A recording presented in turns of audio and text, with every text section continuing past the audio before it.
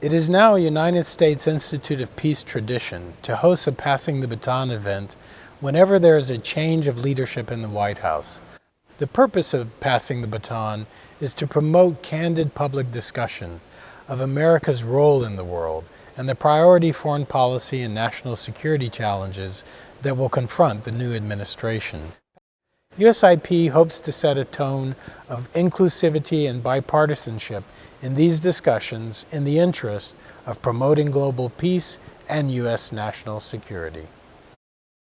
In a few days, I will end my tenure as National Security Advisor, grateful for the opportunity that President Clinton has given me to serve this extraordinary moment in our history. I'm very grateful to you for giving me the opportunity to speak about passing the baton. Now, that's an image that I particularly like because passing the baton evokes an image of a relay race run by a team. As we pass the baton, we are passing on a few of our lessons learned. Planning and integrating our defense, diplomacy, and development efforts are key to our security as a nation, and our commitment to doing so must remain strong.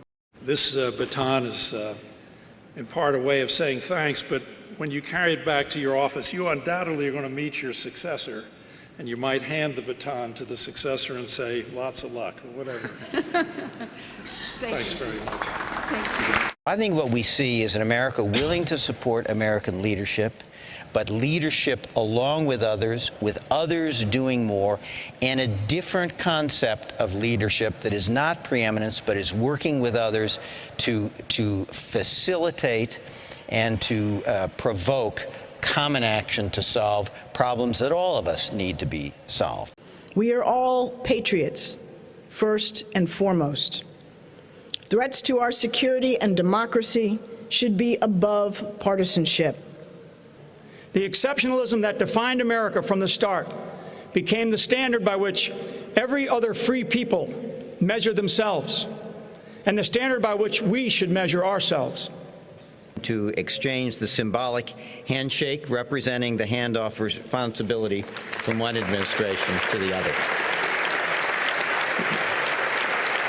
I think the great thing about being National Security Advisor is that you're staffing the President of the United States, and it's your job to make sure, in my view, that he gets the best options, the best advice, the best counsel to face all the myriad of crises and long-term policy issues. He has to decide, and only he or she can decide those issues as the President. Robert, thank you just for everything that you did to help pave the way for me to come into this seat, for our team to get on board, and for us to get up and running at a moment when we face considerable challenges around the world from both great power competitors and, of course, a range of transnational threats as well. I think there is no more important message delivered by this setting of the passing of the baton that American foreign policy, in fact, America, is at its best when it can find bipartisan consensus on our values, not always on our policy, but on our values, and a commitment to the American people that those of us who have been and those of us who are now charged with the conduct of American foreign policy will do so in a bipartisan way, consistent with the view of the founders. More than anything, it takes devotion and commitment to the American way.